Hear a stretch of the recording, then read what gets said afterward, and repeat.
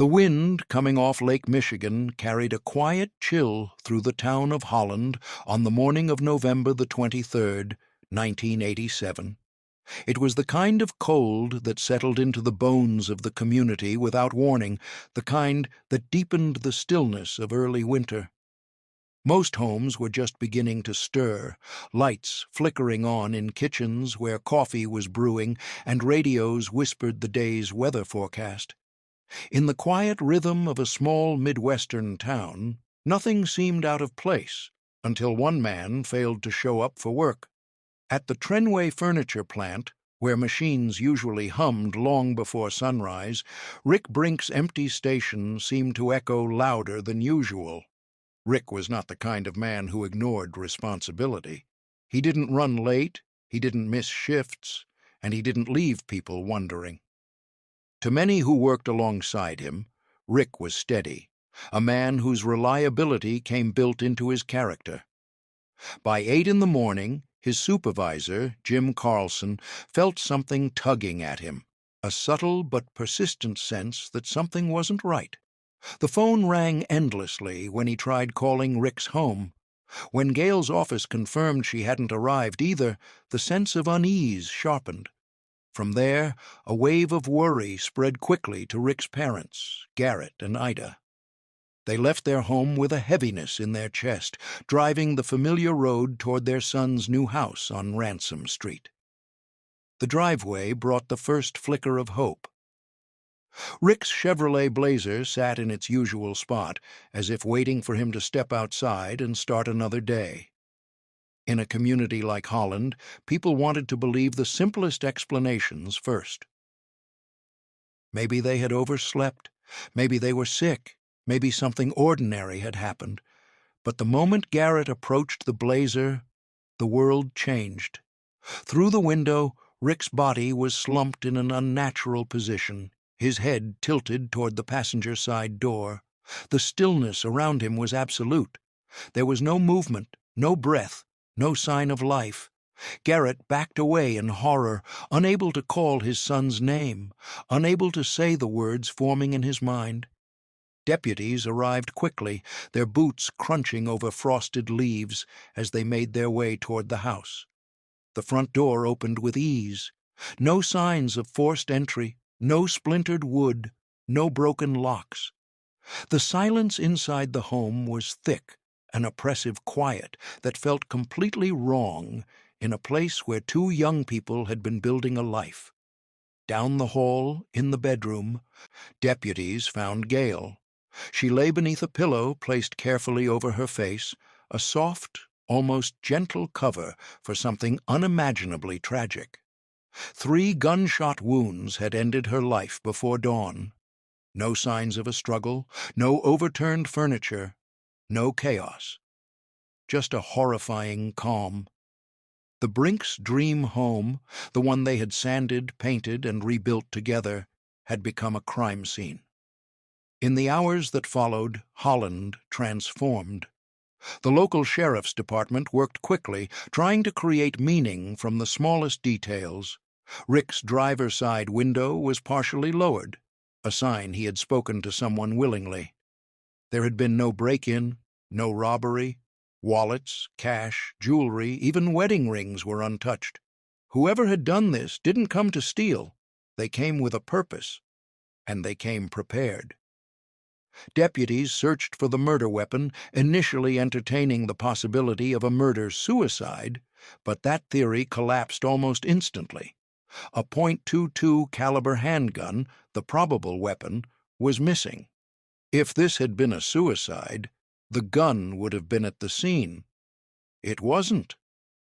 Detectives realized they were dealing with a killer who not only acted with precision, but who walked away cleanly, leaving almost nothing behind.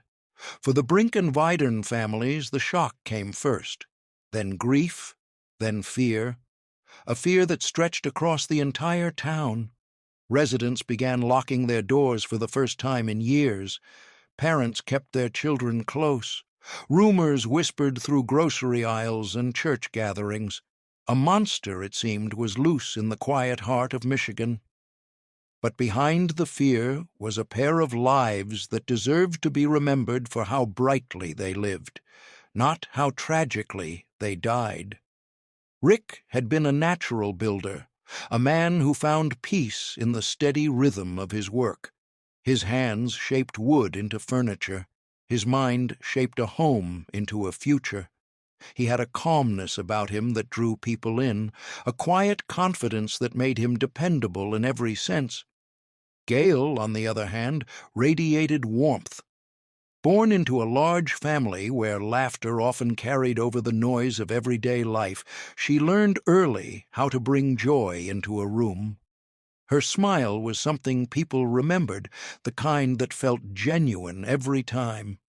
She worked hard, dreamed big, and imagined a future full of family, love, and growth. They married in April of 1986, the day after Gail's 21st birthday. They danced by the lake at their reception, full of hope.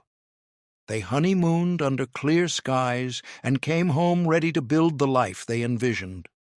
Their home on Ransom Street was a testament to their love. 20 acres of possibility, every corner touched by their hands. They filmed their renovations, laughing as they tore down old walls, painting late into the night. Rick talked about raising children there. Gail talked about planting a garden. It was supposed to be the beginning. Instead, that house would become the center of a mystery that consumed Holland for decades. In the days after the murders, detectives worked tirelessly. They interviewed friends, co-workers, neighbors, anyone who might offer a detail, no matter how small. One early theory involved Gail's ex-boyfriend, a man with a volatile temper. But he cooperated fully and passed a polygraph. That lead died quickly. Then came another angle, a rumor connecting the previous homeowner, known as Shotgun Sid, to motorcycle gangs. He suggested the murders might have been a case of mistaken identity, but after chasing down every thread, investigators found nothing concrete. For a moment, fear intensified. Another woman, Deborah Wilson, was found murdered nearby. A case from 1977 involving a young woman named Deborah Polinsky resurfaced in the public mind. The community began to wonder if a serial killer had been lurking for years, but these theories, too, unraveled. One by one, every path turned into a dead end, and eventually the Brink murders, the bright young couple taken too soon, became a cold case, a painful file placed into a drawer. A question left unanswered for 27 years, but justice was not done with Rick and Gail. It was only waiting. For more than 20 years, the Brink murders sat in a quiet corner of the sheriff's department, sealed in boxes that gathered dust but never truly left the minds of those who had tried to solve them. Detectives retired, some moved away, evidence aged, memories blurred. But the feeling that something deeply wrong had happened on Ransom Street never faded. The families continued to grieve, but they also continued to hope. Even as the world around them changed, even as new cases replaced old ones, and even as the silence stretched into decades. By 2009, Holland had transformed. New homes, new residents, new chapters, but the community had never forgotten Rick and Gail. Their names still came up in conversations, especially among older residents who remembered that awful November morning and the fear that settled over town afterward. To many, the Brink case represented something unfinished, a wound that time alone couldn't close. That same year, the Ottawa County Sheriff's Department formed a cold case unit. It wasn't a large team, just 2 detectives, Dave Blakely and Venus Repper, but they carried something that the original investigators no longer had: distance, no attachment to early theories, no pressure from 1987, no preconceived loyalties, and most importantly, they had the advantage of time. People change, relationships shift, Secrets that once felt too dangerous to reveal can, years later, become too heavy to carry. Blakely and Repper started their work the same way they approached every cold case, with patience. They didn't look for smoking guns or dramatic breakthroughs. They started simply reading. And as they combed through the Brink files piece by piece, something subtle caught their attention. Buried deep in the original interview notes was a detail that, at the time, had seemed insignificant. A polygraph taken by Gail's brother, Ryan Weingarten's girlfriend, now his wife, indicated she had not been with him the entire night of the murders, despite both of them insisting they were together. It was a crack, a small one, but cracks, in cold cases, often lead to the truth. The detectives revisited Ryan and his wife, Pam. On the surface, they were an ordinary couple, married for more than 2 decades, raising a family. But something about the way Ryan spoke, the control in his tone, the way he answered for Pam, the way his presence filled the room, made the detectives take notice. Pam seemed quiet, guarded, almost rehearsed. When asked about the night of November 21st, 1987, she repeated the same alibi word for word. The laundromat, the visit to a friend, the quiet night at home. Not a single variation, not a single detail out of place. But that was the problem. People don't usually remember distant nights with perfect clarity, not unless they've practiced. The detectives didn't push too hard yet. They left with more questions than answers, but they had something else now. Instinct. They began speaking with people who had known Ryan back then, friends, ex-girlfriends, family members he had drifted away from. And from those conversations, a darker, more complex picture of Ryan began to emerge. One ex-girlfriend, who had remained friendly with him long after their breakup, recalled something from the week after the murders, something she had pushed out of her mind for years. Ryan had wanted to drive past the Brink house with her. When she refused, unnerved by the idea, they went to a park instead. There, in the shade of the trees, he told her something deeply disturbing. He said he and Gail, his own sister, had been involved in a sexual relationship when they were young. He claimed it had been consensual. He claimed it had ended. Then he said the last time hadn't been consensual at all. The detective sat quietly as she spoke, letting the weight of her words settle. A revelation like that didn't just open a door. It blew out the wall entirely. Because suddenly the possibility emerged that the motive for the Brink murders wasn't robbery, wasn't mistaken identity, wasn't a random act of violence. It could have been something far more personal, something rooted in jealousy, resentment, and a twisted history that Gail had kept hidden. The detectives began tracing the threads of that revelation, pulling gently but persistently. More people spoke up. Family members remembered strange comments Ryan had made at the funeral, describing the crime scene with unsettling detail, as if he had been there. Some recalled that he had hinted he might have done something, but wasn't sure. Others remembered how often he had spoken with bitterness about Gail after her death, as though the life she had built, the home, the new land, the marriage, was a personal rejection of him. Piece by piece, the detectives were assembling a picture of a man who had carried dark obsessions and unresolved anger long before 1987. But they still didn't have enough. Not yet. They needed the one person who had been closest to Ryan the night of the murders, the one person who might have heard something or seen something he didn't intend to share. They needed Pam, but they had to reach her when Ryan wasn't standing over her shoulder.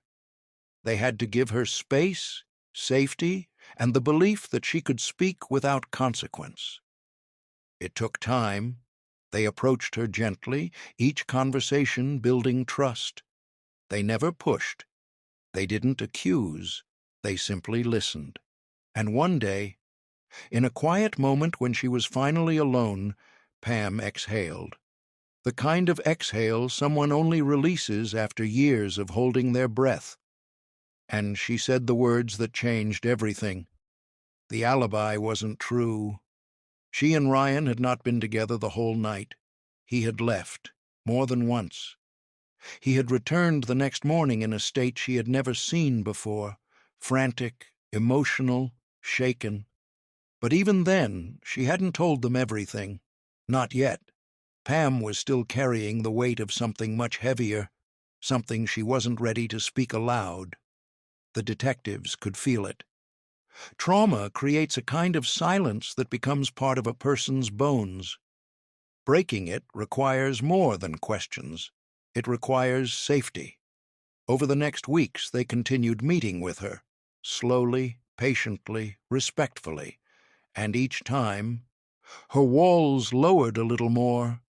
She started describing what life with Ryan had truly been like, the control, the fear, the isolation, how he monitored her every move, how she had learned to agree with him automatically, the way people learn to avoid the next storm.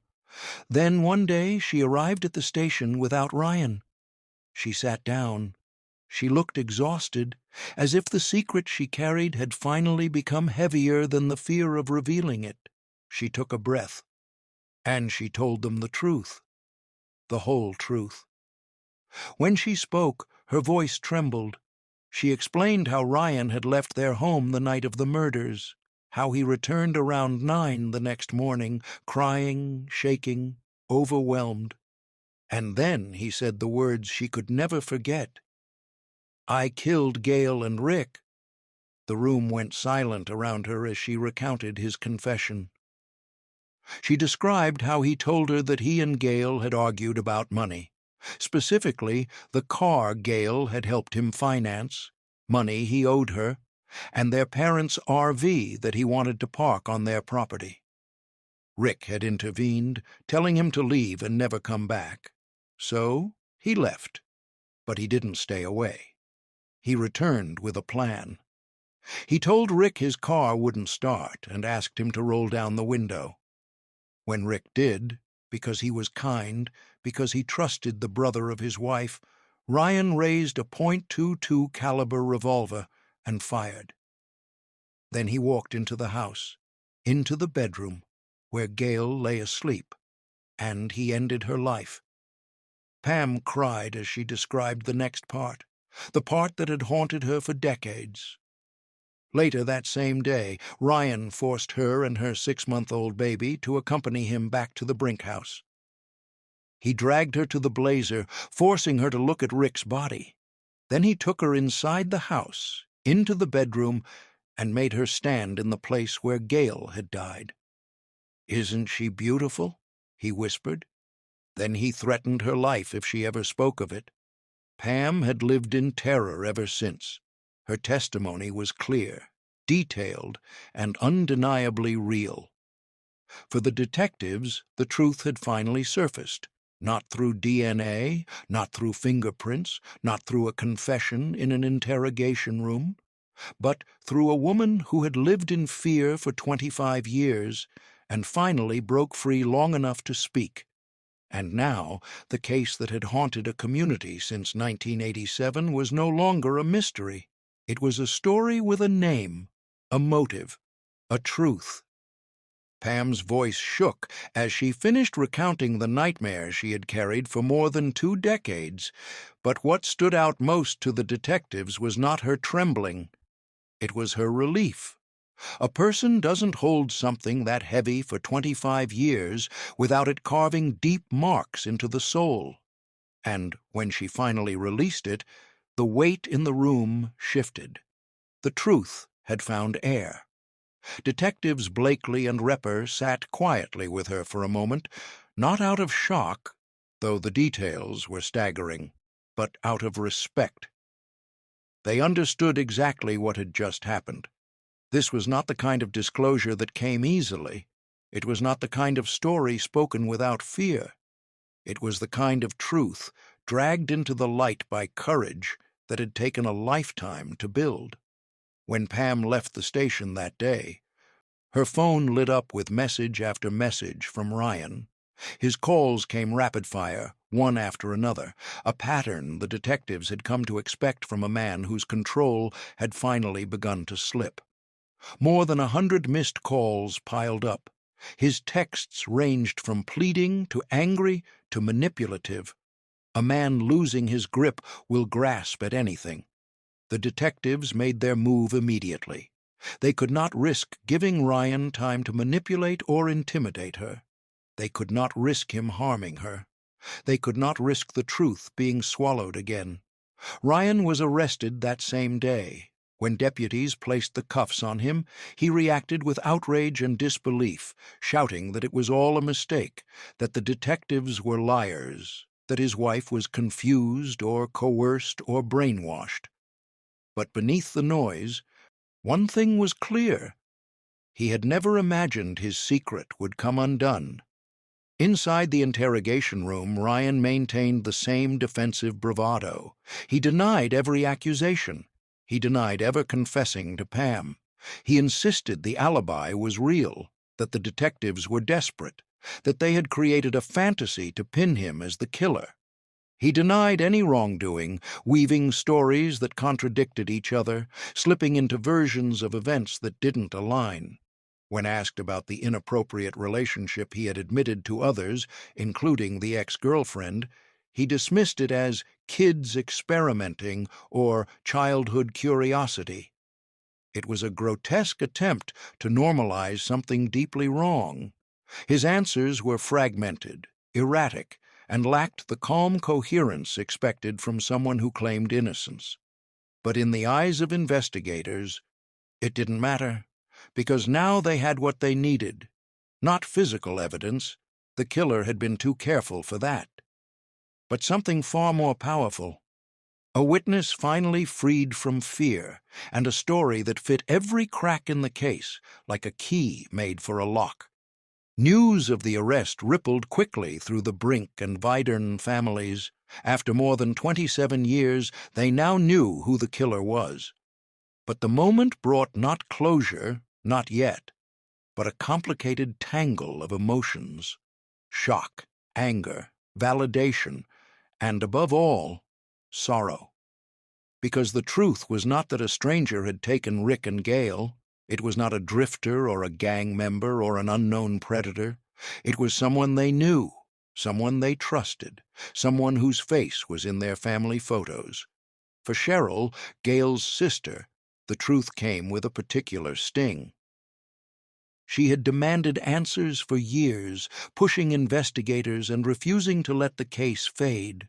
But she had never imagined that the brother who grew up beside her was capable of something so violent, so calculated, so deeply personal. It felt like betrayal layered on top of grief. Rick's family, too, struggled with the revelation. Their son had been killed by the brother-in-law they welcomed at holidays, the young man who once shared their dinner table. The betrayal carried a deep wound, one that would take time to process. As the trial approached in 2014, the community buzzed with a mixture of curiosity and disbelief. For decades, many had assumed the Brink murders would remain unsolved.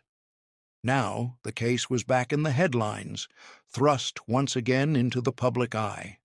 Local newspapers revived old articles, bringing photographs of Rick and Gail back to the front pages. For younger residents, this was their first time learning the full story.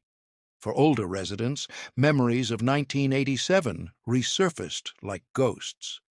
In the courthouse, the trial took on a weight that everyone present could feel.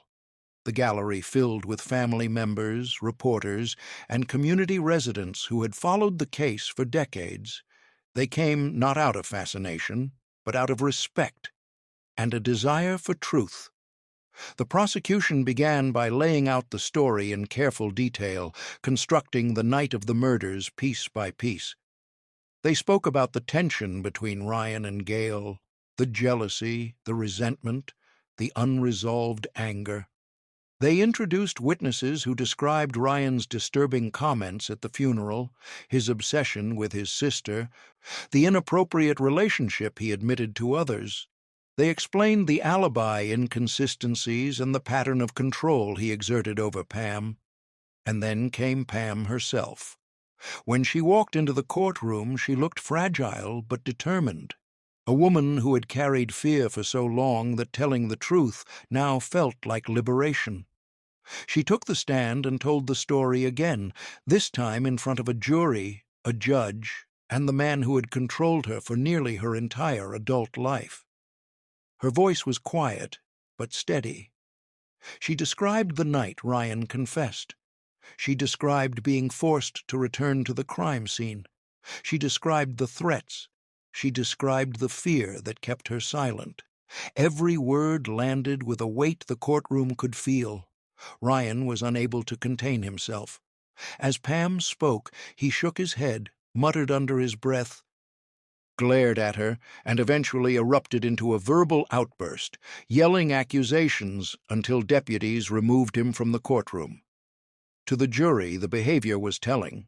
They saw a man who reacted with volatility, not innocence. One witness after another painted a portrait of a man whose resentment had grown into something sinister. A former inmate recounted how Ryan boasted about the murders in jail. Family members described odd comments, strange behavior, and a darkness in Ryan that seemed to intensify as the years passed. And then Ryan took the stand. His testimony was chaotic. One moment he cried, the next he joked, then he lashed out at the prosecution. His version of events changed multiple times. His explanations for his past admissions made little sense. He insisted he was being framed, that Pam was unstable, that the entire case was built on lies.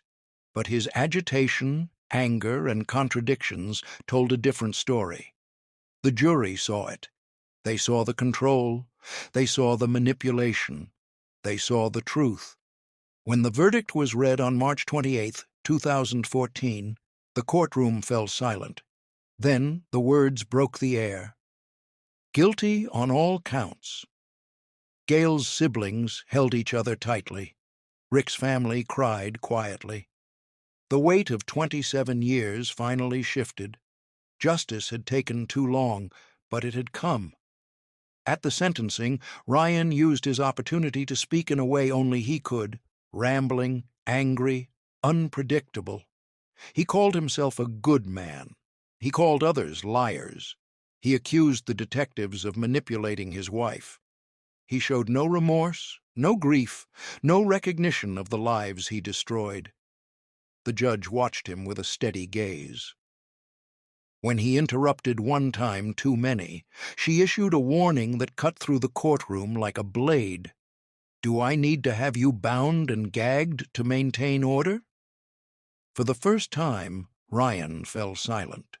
He was sentenced to life in prison without the possibility of parole. He would never again walk free. When the families stepped outside the courthouse that day, the wind felt different. Not lighter, because grief never disappears, but clearer.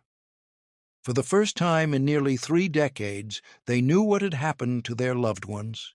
They knew who had taken them. And they knew that the truth had finally spoken.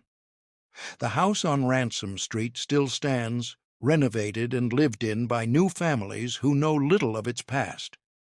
The land still stretches across the quiet Michigan countryside. And somewhere in those walls, the echoes of Rick and Gail's laughter, the laughter of 2 young people building a life, linger in ways that tragedy can never erase. Their story is no longer a mystery. It is a legacy of love, resilience, and justice delayed, but not denied.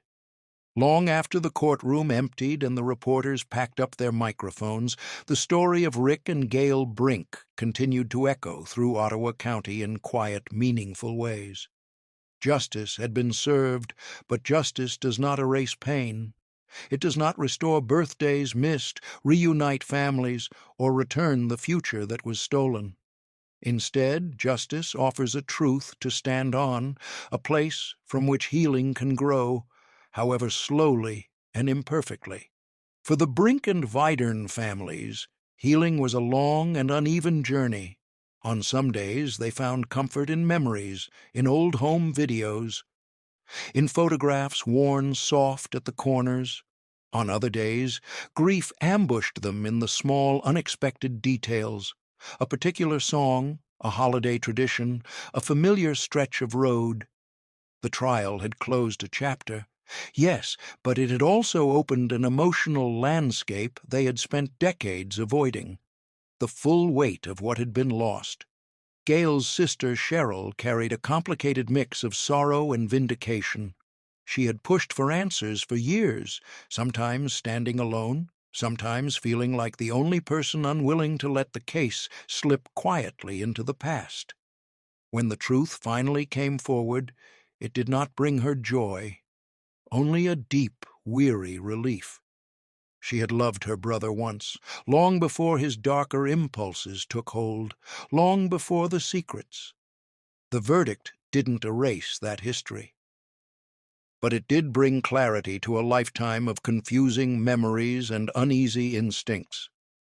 Rick's family, too, felt a painful shift. The man who had killed their son, their brother, their friend, had once sat at their table, once shared holidays and conversations, once stood beside Gail in wedding photographs. It was difficult to reconcile the person they remembered with the person now sitting behind prison walls. But knowing the truth, knowing that the killer would never again harm anyone, gave them space to breathe, to grieve honestly, to begin moving forward. In the broader community, the Brink murders took on a more reflective meaning. Holland, Michigan, was not the type of town where people expected violent crimes to remain unsolved for decades. The case had long been a shadow, something unspoken, yet always present in local memory. Parents who grew up during that time often recalled how it changed the atmosphere of the town, how people began locking their doors more often, how unease settled into the edges of daily life. When the case was finally solved, it revived those memories, but it also brought a sense of closure that had been elusive for so long. For many residents, it was a reminder that even old wounds can heal when truth is allowed to surface. The cold case unit that solved the crime became a symbol of perseverance. Detectives Blakely and Repper were praised for their persistence, their empathy, and their ability to see what others had missed. They understood that cold cases are not simply files, they are human stories suspended in time. The Brink case demonstrated the importance of revisiting difficult truths, of giving families a second chance at justice, and of speaking to witnesses who may have found their courage later in life. Their work also revealed something deeper, the human capacity to hide trauma. Pam had lived under the weight of fear for more than half her life. Her transformation from a silent, controlled woman into the key witness who broke open a 27-year-old mystery became a story of resilience whispered about with admiration. She had survived something most people could never fathom: manipulation, isolation, and the constant threat of danger, and still found the strength to speak. Her testimony carried the emotional heart of the trial. It showed how deeply abuse can entangle itself in a person's life, how silence can be both a shield and a prison, and how courage often emerges only when the risk of staying silent becomes heavier than the fear of speaking. In the years following the verdict, Ryan Weingarten continued to appeal his conviction, filing petitions claiming misconduct, coercion, and false testimony. Each appeal was reviewed. Each was denied. The courts found no evidence of wrongdoing in the investigation or trial. The truth, once revealed, had no cracks left for doubt to slip through. Ryan remained behind bars, serving his life sentence. His letters to various family members grew sporadic, sometimes rambling, sometimes defensive, each reflecting a man struggling to accept the reality he had created. Over time, his voice faded from the forefront of the case. He became a footnote, the final, necessary piece of a long and painful puzzle. But Rick and Gail were not footnotes. Their story continued to be shared, not as a cautionary tale, but as a testament to love and perseverance. People spoke of Rick's generosity, his easy laugh, the way he could fix anything with his hands. They spoke of Gail's bright personality, her fierce work ethic, her ability to make people feel welcomed and valued. They spoke of the dreams the couple had been building, a family, a home, a future cut short but never forgotten. The house on Ransom Street, once a haunting reminder, became a symbol of renewal. New families lived there, unaware of its full history at first, but eventually embracing it with the understanding that homes evolve, just like people. The land, once heavy with grief, began to feel lighter as seasons passed, as renovations continued, as laughter returned to its walls. The community recognized that healing is not about erasing the past. It's about choosing to move forward with it. And that was exactly what they did. Every few years, local newspapers revisited the Brink case, often highlighting the cold case unit's achievement or interviewing family members who wished to keep Rick and Gail's memory alive. True crime enthusiasts occasionally rediscovered the story, drawn in by the twists and the decades-long mystery. But for most residents of Holland, the case became a reminder of something simple and profound.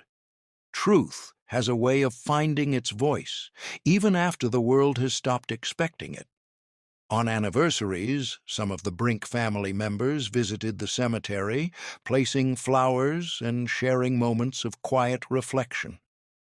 Sometimes they spoke aloud to Rick and Gail, telling them about new grandchildren, new homes, new beginnings. Other times, they simply stood in silence, remembering the two young people whose lives had shaped their own in ways both beautiful and heartbreaking. In the quiet corners of their memories, in old photo albums, in stories passed to younger generations, in the laughter of children who never met them, Rick and Gail continued to live. And perhaps that is the most important truth of all. The ending of a life does not erase the impact it leaves behind. The ending of a story does not silence the love at its center. And a case once frozen in time can still thaw under the warmth of perseverance and courage. As the decades continued to unfold beyond the courtroom doors, the story of Rick and Gail Brink took on a quiet second life. It no longer lived only in police archives or in newspaper clippings yellowed by time, or in the whispered conversations of neighbors who remembered the fear of 1987. Now it lived in the hearts of the people who had carried their memory forward, family members, detectives, and a community that had once been shaken to its core.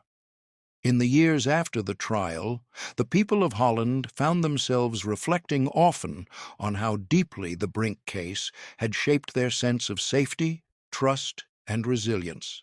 For so long, the murders had been an open wound, an unsettling reminder that behind even the calmest of small-town facades, darkness can sometimes take root. But now, the community had something it hadn't had for more than 27 years. Understanding how fear can silence people, understanding how secrets can fester beneath the surface, understanding that justice can come even when the path is obstructed by time. The detectives who solved the case, Dave Blakely and Venus Repper, remained humbled by the experience long after the verdict. They would sometimes speak at law enforcement conferences about the complexities of cold cases, not just the logistical challenges, but the emotional landscape.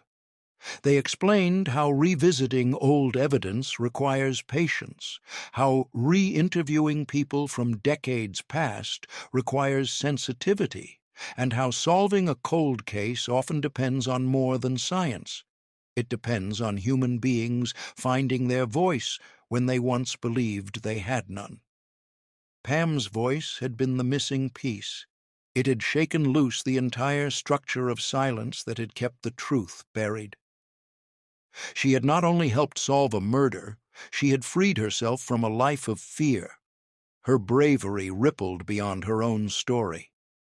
Advocates for survivors of domestic abuse often referenced her case when discussing the complicated ways trauma shapes a person's choices. She became an example of how abusers manipulate and isolate, how victims can be trapped emotionally long before they are trapped physically, and how courage sometimes means speaking even when your voice trembles. Though she retreated from public attention after the trial, those who knew her said she seemed lighter in the years that followed. Not healed, because trauma does not simply evaporate, but less burdened. She focused on her children. She rebuilt.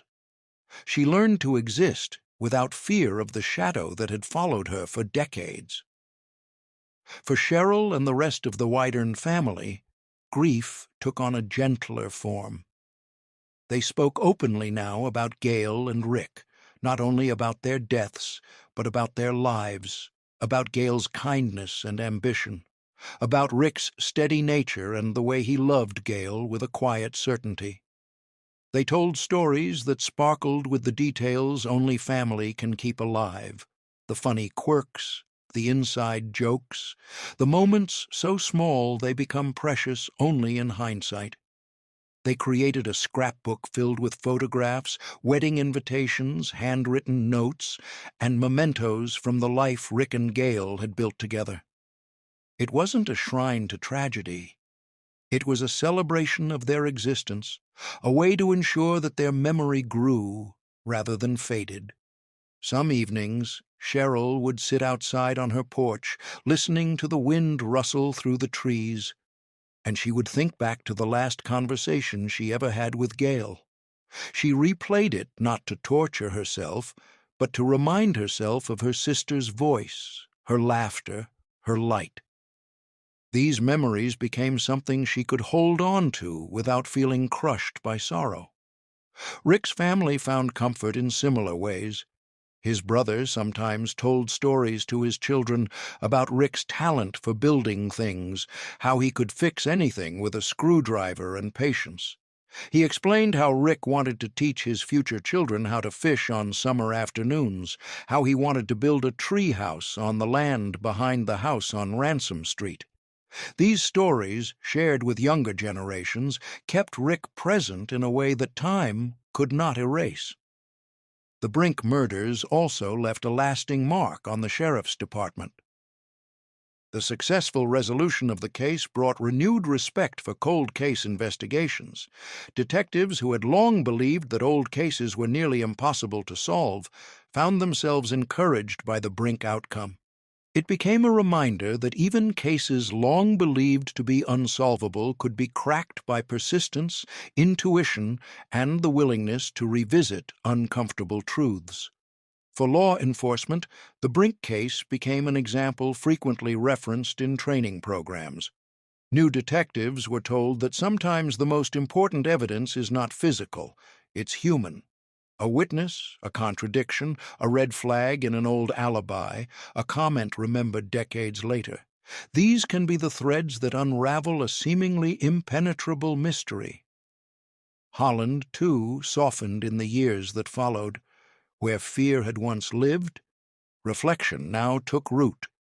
The quiet neighborhoods regained their sense of peace, though now with a more mature understanding of how fragile that peace could be. Families who had lived through 1987 taught their children that safety must not be taken for granted, and trust must be given with care. Some residents still recalled where they were when they heard the news of the murders, how the silence felt different that day, how the world seemed smaller and more vulnerable. But the story did not end in fear. It ended in resilience. The home on Ransom Street, which had once been a symbol of tragedy, found life again. Paint was refreshed, walls were rebuilt, floorboards replaced. New families moved through the rooms, creating memories of their own. Children's laughter echoed where sorrow once lingered. The land behind the home grew bright in the summers, snow-covered in the winters, quiet in the evenings when the wind moved gently through the trees. Life continued.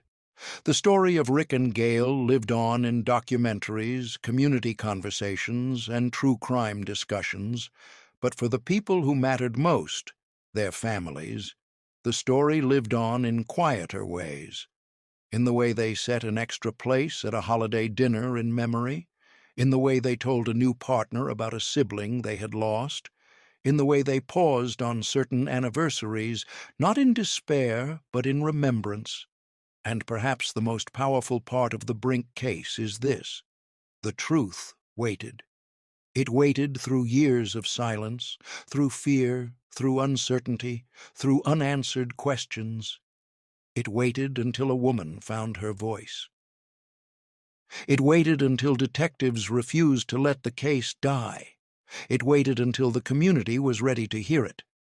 When truth finally rose to the surface, it didn't just solve a crime. It restored dignity to two lives taken too soon.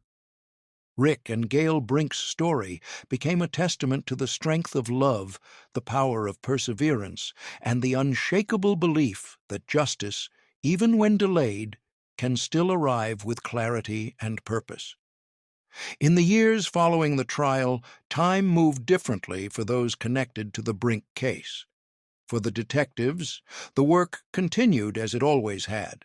New cases, new investigations, new victims seeking answers. But the Brink case stayed with them, not as a burden, but as a quiet reminder of why they became investigators in the first place.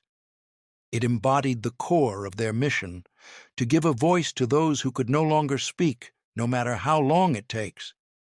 Detective Blakely kept a copy of the Brink file on a shelf above his desk, not because he needed it anymore, but because it symbolized the triumph of persistence. Detective Repper often said that solving the Brink case taught her one invaluable lesson: that human truth, once freed, can be more powerful than any forensic evidence. Their work on the case became a point of pride, not only for them, but for the entire department. In a profession where so much is uncertain, where answers sometimes feel impossible to reach, the Brink case reaffirmed their faith in the process. But the echoes of the case rippled far beyond law enforcement. Local therapists, advocates, and counselors sometimes discussed the story in training sessions and workshops, using Pam's experience to illustrate the complex ways trauma can hide in plain sight. Her silence had not been a choice made out of apathy. It had been survival. She had lived under the threat of violence, manipulation, and psychological control. Experts used her story to help others understand that people in abusive situations do not always behave the way outsiders expect them to. When viewed through the lens of survival, her silence made sense. Her eventual courage made her extraordinary. Over time, community members began to treat the Brink case as a reminder of the importance of compassion. They learned to look at people's behavior through a wider lens, recognizing that pain is often invisible.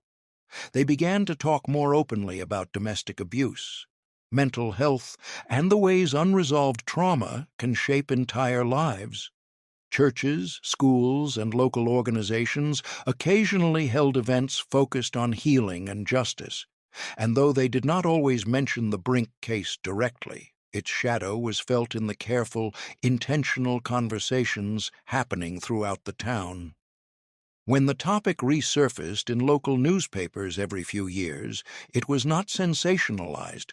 Instead, journalists approached it with a kind of reverence, focusing on the family's perseverance, on the decades of effort by investigators, and on the power of truth that eventually broke through the silence. Younger reporters who hadn't been alive during the original investigation learned about the case through archived articles, statements from the families, and reflections from the detectives who had lived through its resolution. They wrote about it not as a crime story, but as a human one. The Brink murders also became a point of reflection for true crime audiences far beyond Michigan. Online forums dedicated to cold cases occasionally revisited the story, analyzing the timeline, the early theories, and the way the truth finally emerged. Many people expressed empathy for Pam, recognizing the extraordinary weight she carried and the emotional courage required to step forward. Others expressed admiration for how diligently the cold case unit pursued the truth, showing that even cases presumed unsolvable can be cracked by methodical, patient work. Among true crime creators, the Brink case was often cited as an example of how cases can turn not on forensic breakthroughs, but on emotional ones. A person finally decides they can't carry a secret any longer. A memory surfaces, a lie cracks, and suddenly the entire narrative shifts. But while the case found its place in the world of storytelling and analysis, the emotional center of it always remained with the families. For them, the narrative was never about theories or timelines. It was about two people they lost, two people whose absence left an empty space at every holiday gathering, whose laughter was missing from family celebrations, whose names were spoken with both love and sadness. On quiet mornings, Gail's sister sometimes imagined what her life might have looked like had she survived. She pictured Gail with children, hosting birthday parties, taking family trips, building traditions with Rick. She pictured them celebrating anniversaries, growing older, telling stories about their first home together. It was a bittersweet kind of imagining. Comforting because it gave her a vision of the life they deserved, painful because it was a life they never got to live. Rick's family, too, revisited the moments they shared with him, moments that had now become priceless. They remembered his determination, the way he'd show up to help anyone who needed a hand, the way he loved with patience and loyalty. They imagined his future as well, a future filled with craftsmanship, family, and the steady, gentle warmth he carried with him wherever he went. The more time passed, the more the Brink case became not a story of death, but a story of love, love lost, love remembered, love fought for. Even the house on Ransom Street reflected that shift. Over the years, its walls, once witnesses to unimaginable loss, were repainted, repaired, and reimagined. New families moved in, unaware at first of its history. When they eventually learned, many responded with compassion and respect. They tended the land with care, honored the home's silent past, and filled it with new memories. Children played on the property where Rick and Gail once dreamed of raising their own family. Laughter returned. Life re-entered. The house, like the town, healed slowly but steadily. Some neighbors, especially those who had lived in the area since the 1980s, occasionally drove by the property and reflected on how far the community had come. They remembered the fear that once gripped the town, a fear rooted in the unknown, and now they saw clarity in its place. The truth had filled the space where uncertainty once lived. One local resident once said that the Brink case taught the town a lesson in patience. "We waited so long," she said. "We waited for answers, for justice, for peace. And when it finally came, it didn't erase what happened, but it helped us understand it. And sometimes, understanding is the closest thing we get to healing."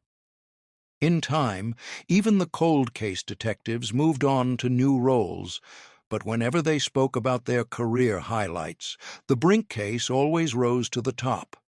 Not because it was dramatic or sensational, but because it was proof that their work mattered. It was proof that victims are never forgotten, proof that truth can outlast silence. They often spoke about one specific moment, the moment Pam finally told the truth. For them, that moment embodied everything meaningful about cold case work. It showed that justice is not always about evidence bags and crime scenes. Sometimes it's about giving people the chance, the space, to speak the truth they've held inside for far too long. It showed that the smallest voice can break the largest mystery, and that justice, no matter how late, still has the power to bring peace. As the years continued to move forward, the Brink case took on a place of quiet reverence in the memory of Holland. It became one of those stories that older residents felt compelled to pass down, not out of fear, but out of respect. They spoke of Rick and Gail as reminders of how fragile everyday life can be, and how deeply a community can be shaken by violence that strikes close to home. Many local families shared their memories with children who hadn't been born back in 1987. They talked about the way the town felt before the murders, how neighbors looked out for one another, how doors were left unlocked, how children biked from house to house until dusk without a second thought. Then they explained how everything changed after that November morning, how trust became something earned rather than assumed, how caution became a natural instinct rather than an afterthought. But as uneasy as those memories were, they were accompanied by stories of resilience. The community rebuilt its sense of safety step by step through connection and awareness. Eventually, they came to see the Brink story as a part of the town's history. Not just a tragedy, but a turning point that taught them the importance of vigilance, compassion, and perseverance. In quieter moments, some residents recalled the vigils held for Rick and Gail. The gatherings were small at first, just close friends, family members, and concerned neighbors. People lit candles and spoke softly, their words drifting into the cold evening air. Those who attended remembered the heaviness of grief, but also the warmth that came from standing together. As days turned into months and months into years, those vigils faded. Yet the memory of them served as a reminder of the way the community had united in their sorrow. Even after the case was solved, the idea of those early vigils lingered in the minds of many. It symbolized the collective hope that justice would one day be found, even when the odds seemed impossible. It was a reminder that the people of Holland never forgot Rick and Gail, even long after their faces had disappeared from newspaper headlines. For those closest to the couple, the impact of the case was deeply personal and lifelong. Gail's family often spoke about how she had been the kind of person who lifted everyone around her. Her laughter could brighten a room, her kindness made people feel safe, and her determination helped her push through hardships. Losing someone like that left a silence that settled in the heart. Cheryl, her sister, sometimes described it as missing a part of herself. Something vital, something irreplaceable. Rick's family felt a similar void. He had been the dependable one, the person others leaned on. He had a calming presence, a steady way of navigating the world that made people feel grounded. The fact that he had been taken while helping someone he trusted, someone who had invoked the simplest, most human act of kindness, added an extra layer of heartbreak. His absence lingered not only in the moments he missed, but in the moments others wished they could share with him. When family members spoke about Rick and Gail together, their memories painted a picture of two people who had genuinely loved each other. Their relationship had been built on mutual respect, shared dreams, and the joy of building a life together. Their wedding had been a celebration of something pure, the hope of a future they were ready to embrace. They had walked into their marriage with excitement and optimism, believing they had decades ahead of them, And for their families, those memories served as a way to preserve the love that defined their lives. Over the years, family members found ways to honor their memory. Some planted trees. Others created small memorial spaces in their homes filled with photographs and favorite belongings. On special occasions, they gathered to tell stories, funny ones, heartfelt ones, stories that captured the true essence of who Rick and Gail were. They understood that keeping their memory alive didn't mean holding on to sorrow forever. It meant celebrating the impact they had made in their short time on Earth. These shared moments also helped the family process the darker truths that had come to light during the investigation. Learning about Ryan's actions, both before and after the murders, had been devastating. The pain of knowing that Gail had suffered long before her life was taken was almost too much to bear. But in the years following the trial, family members chose to focus not on the horror of what had happened, but on the strength Gail showed in her life, the courage she carried, and the love she gave freely. Rick's family faced a similar struggle. They had welcomed Ryan into their lives, trusted him, seen him as part of the family by marriage. To learn that he had repaid that trust with betrayal and violence was an emotional blow that took years to process. Yet over time, they chose to let go of the anger, not for the sake of the man who harmed them, but for the sake of their own peace. They understood that holding on to bitterness only prolonged the pain, and so, gradually, they allowed themselves to move forward. As the years unfolded, the Brink case also began to appear in discussions about criminal justice and investigative training. Law enforcement agencies used it as an example of how cold cases can be solved through human persistence rather than forensic breakthroughs.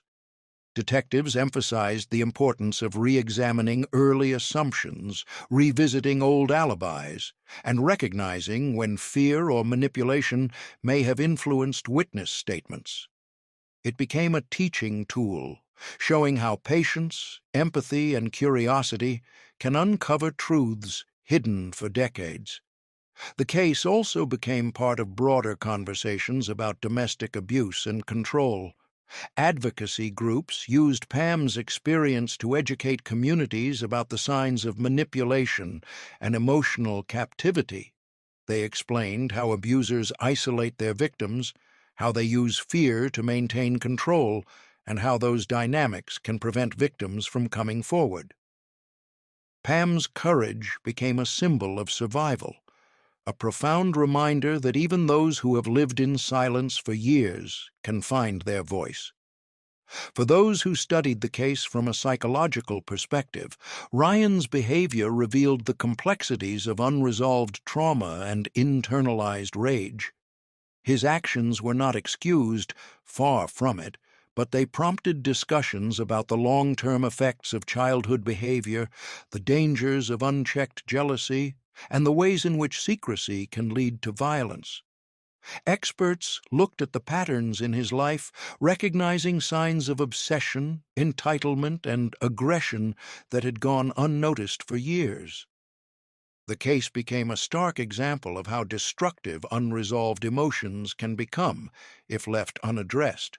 But perhaps the most lasting impact of the Brink case was the way it highlighted the power of truth.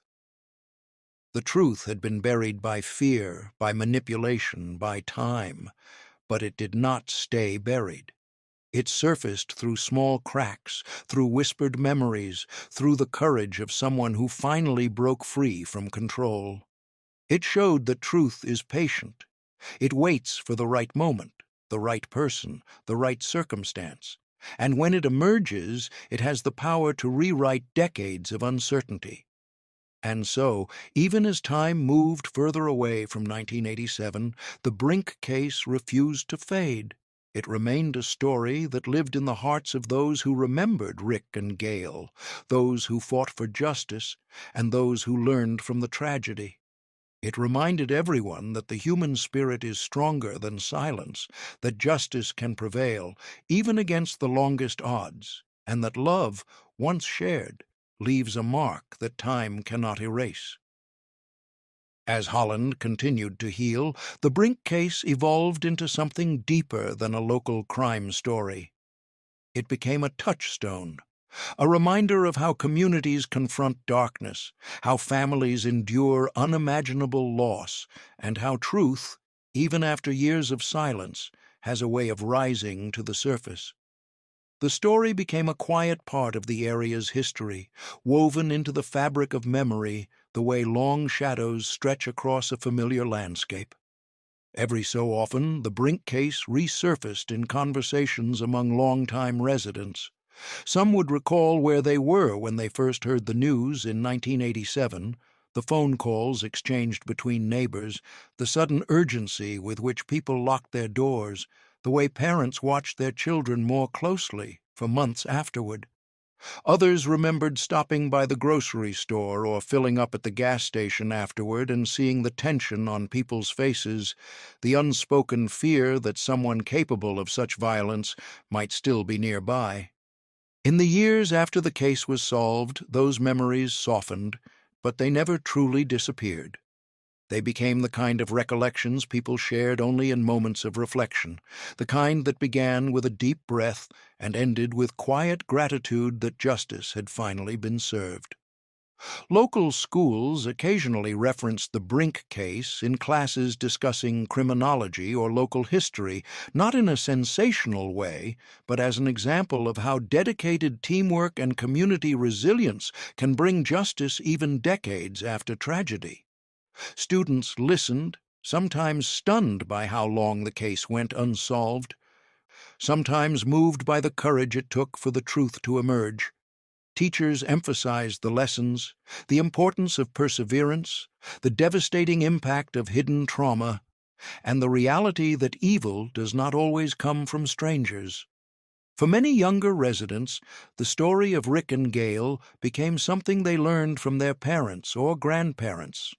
A story about cherished lives, about a home once filled with dreams, about a tragedy that taught their town important truths about the fragility of safety and the power of unity. But these younger listeners, hearing the story from a distance, understood it with clear eyes. They saw it as a lesson about empathy, about never assuming someone's silence is consent, and about the way secrets can fracture families for generations. The Brink home on Ransom Street itself became a quiet symbol of transformation. Over the decades, families moved in and out, painting rooms, remodeling kitchens, planting gardens, and filling the home with new stories. Some residents later said they could feel a heaviness when they first learned its history, but with time, that heaviness gave way to appreciation. They understood that the house had witnessed both great love and indescribable sorrow, and that by continuing to live there, by filling it with laughter and warmth, they were helping restore something lost. Neighbors near the house often remarked on how beautiful the land looked in the spring, the way new grass emerged on the 20 acres behind the property, the way the trees bloomed in gentle pinks and greens, the way deer occasionally wandered across the fields at dusk. It was a reminder that time continues to move forward, and even in places marked by tragedy, life finds its way back in. Meanwhile, the cold case unit carried the lessons of the Brink investigation into every case that followed. Blakely and Repper spoke often about how the Brink file had required them to think differently, to listen more carefully, to consider the unseen emotions beneath the details, to trust their instincts when something felt rehearsed or incomplete. They taught younger detectives that solving a case is as much about understanding people as it is about understanding evidence. Their work inspired a new generation of investigators who grew up believing that no case is too old, no detail too small, no witness too insignificant.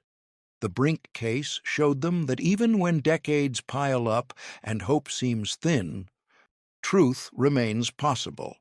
if someone is willing to look for it.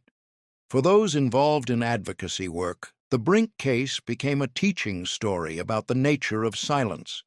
Pam's fear, her isolation, and her years of forced secrecy demonstrated how deeply psychological manipulation can bind a person. Her courage became a message to survivors everywhere that it is never too late to speak, never too late to rewrite your role in a story that once made you feel powerless. Community groups spoke about her bravery without using her name in public forums, respecting her privacy while honoring the significance of her choice. They discussed how difficult it can be for survivors to come forward, how fear can become a cage, and how abusers often maintain control, not through violence alone, but through intimidation, emotional dependency, and threats. Her survival and her decision to tell the truth became a point of inspiration, a reminder of the strength humans can find even after years of living in shadows. For Gail's family, that truth was both painful and liberating. It meant revisiting the darkest parts of her past, acknowledging wounds they didn't know she carried, and accepting the reality of her suffering. But it also allowed them to honor her with a renewed understanding of her strength. She had endured more than anyone knew. She had been brave in ways no one saw. And now, finally, her truth had been spoken, giving her the dignity that secrets had once denied her. Rick's family, too, found comfort in the truth. It clarified the senselessness of his death, not random, not unexplainable, but the consequence of another person's darkness. It didn't lessen the pain, but it gave them something solid to hold on to, something beyond the silence that had haunted them for so many years. They no longer had to imagine endless possibilities. They knew what happened.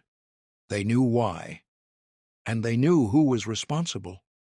Over time, the Brink story became a symbol of how communities can heal through truth. The fear that once gripped Holland eventually faded, replaced by a quiet strength built on understanding and resilience. The case taught people to trust their instincts, to look out for one another, and to never underestimate the importance of listening to those who feel silenced. It also created a shared sense of accountability, a reminder that justice is not only the job of detectives, but of every person willing to come forward, to speak honestly, to support victims, and to refuse to allow the truth to stay buried. And perhaps the most meaningful impact of the Brink case was the way it preserved Rick and Gail's legacy. They were not reduced to a date, a headline, or a file number. Instead, their names became synonymous with love, innocence, and perseverance. People spoke of their smiles, their dreams, the home they built with their own hands. They honored the life the couple shared, not the way their lives were taken. In quiet moments when the sun filtered through trees or when laughter echoed from the homes of young families, some residents felt a sense of peace and thought of Rick and Gail, two souls whose love had outlived the cruelty they faced. Their story became a reminder that love, once planted, grows roots deeper than tragedy. In the end, when people in Holland looked back on the Brink case, they did not see only tragedy. They saw a story that refused to disappear, a story that insisted on being told because the love at its center was stronger than the violence that tried to silence it. Over the decades, that love reshaped the way the community remembered Rick and Gail. They were not defined by their final moments, but by the lives they lived, the people they touched, and the hope they carried into the home they were building together. Rick's easy smile, his steady hands, his willingness to help anyone who needed him, those became the memories shared around family tables and bonfire nights. Gail's bright laugh, her warmth, her determination to carve out a better life. Those became the stories told to younger generations who never had the chance to meet her, but who came to know her through the love of her family. In the years following the trial, Every family member found a different way to hold on to them. Some kept their photographs framed near windows where morning light could touch their faces. Others played old home videos, watching the flicker of memories as Rick and Gail painted rooms, teased each other, or spoke excitedly about the future they were shaping with their own hands. Their presence lived on not as ghosts, but as quiet guides, reminders of how precious everyday life can be. Every anniversary brought a mixture of emotions. Some years, the sadness settled heavier than others. Some years, memories came with a softness rather than pain. Occasionally, family members visited the cemetery, placing flowers and speaking to Rick and Gail as though they were right there beside them. They shared updates, new jobs, new babies, new beginnings. They spoke with the comfort of people who believe love never truly leaves, even when life does. And always, they carried gratitude toward the detectives who refused to let the case fade. Gratitude for the courage Pam finally found. Gratitude for the fact that truth, however delayed, had revealed itself. That justice had stepped into the place where silence once stood. For investigators, the Brink case became a reminder of why they do what they do, why they sit for hours with dusty files, why they revisit old interviews, why they listen for what isn't being said as much as what is. It taught them that the passage of time does not diminish the need for justice. It only makes the pursuit more urgent. They learned that behind every cold case is a family waiting for answers, and behind every file is a story that deserves closure. For the community, the Brink case became a deeply human lesson.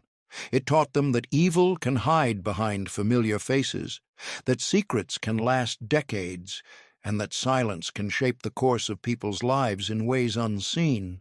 But it also taught them that resilience is stronger than fear, that truth can outlast deception, that justice has no expiration date. As time marched on, the Brink home on Ransom Street continued to evolve.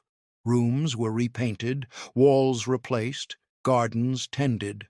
Life moved through the house the way sunlight moves through windows, gently, gradually, giving warmth to places once marked by cold.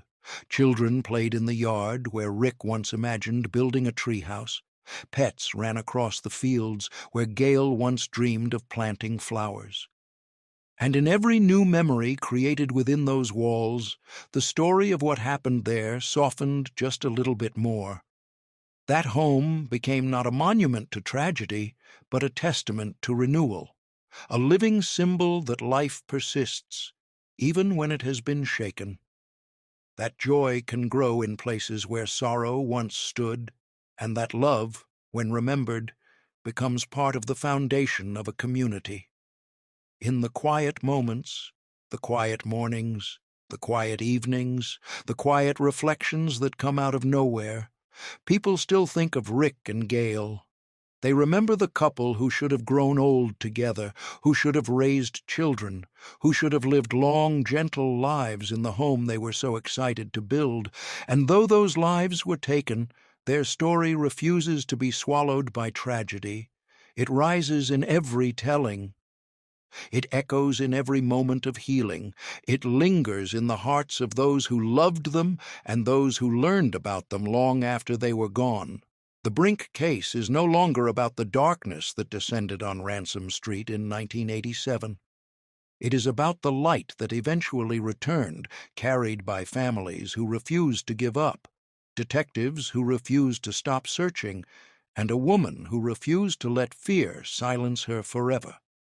Rick and Gail Brink's story reminds us that justice, though often delayed, is not denied to those who wait with courage. It reminds us that truth is patient and persistent, and it reminds us that love, once shared, outlives everything. Thank you for being here, for listening, and for honoring Rick and Gail's memory.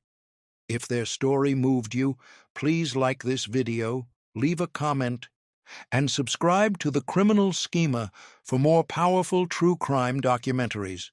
Stay safe, stay aware, and hold your loved ones close.